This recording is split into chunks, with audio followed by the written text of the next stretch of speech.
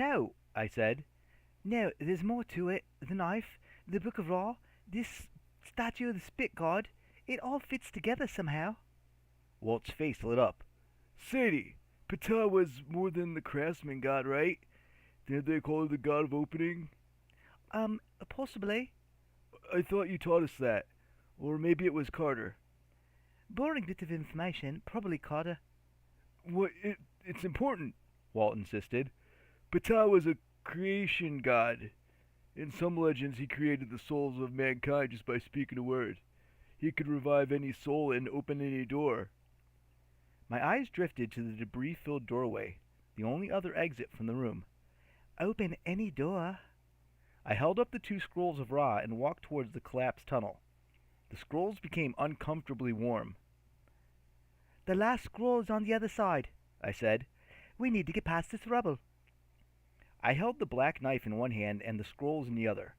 I spoke the command for open. Nothing happened. I went back to the statue of Ptah and tried the same thing. No luck. Hello, Ptah, I called. Sorry about the spit comment. Look, we're trying to get the 3rd scroll of Ra, which is on the other side. There. I suppose you were placed here to open a path? So, would you mind terribly? Still, nothing happened. Mad Claude gripped the trim of his toga as if he wanted to strangle us with it.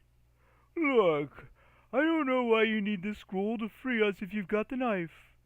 But why don't you try an offering? All gods need offerings. Walt rummaged through his supplies. He placed a juice pouch and a bit of jerky at the foot of the statue. The statue did nothing.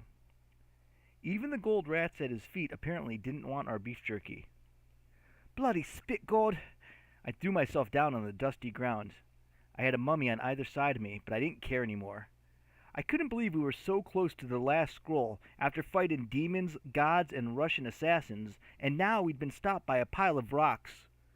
I hate to suggest it, Walt said, but you could blast through with a Hadi spell. And bring down the ceiling on top of us? I said. You'd die, Claude agreed, which isn't an experience I'd recommend. Walt knelt down next to me. Well, there's got to be something. He took stock of his amulets. Mad Claude paced the room. I still don't understand, you priests. You have the ceremonial knife. Why can't you release us? The knife isn't for you, I snapped. It's for Ra. Walt and Claude both stared at me. I hadn't realized it before, but as soon as I spoke, I knew it was the truth. Sorry, I said, but the knife is used for the opening of the mouth ceremony to free a soul. I'll need it to awaken Ra. That's why Anubis gave it to me. You know Anubis! Claude clapped with delight. He can free us all, and you? He pointed at Walt. You're one of Anubis's chosen, aren't you? You can get more knives if you need them. I sensed the presence of a god around you as soon as we met. Did you take his service when he realized you were dying? Wait, what? I asked. Walt wouldn't meet my eyes. I'm not a priest of Anubis. But dying? I choked up. How are you dying? Mad Claude looked incredulous. You mean you don't know? He's got the old pharaoh curse. We didn't see it much in my day, but I recognize it all right.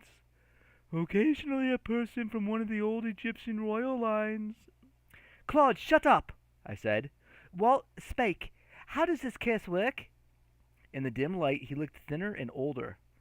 On the wall behind him, a shadow looked like a deformed monster. His shadow. Akhenaton's curse runs in my family, he said. Kind of a genetic disease. Not every generation, not every person, but when it strikes, it's bad. Tut died at 19. Most of the others 12 or 13. I'm 16 now. My dad was 18. I never knew him. 18?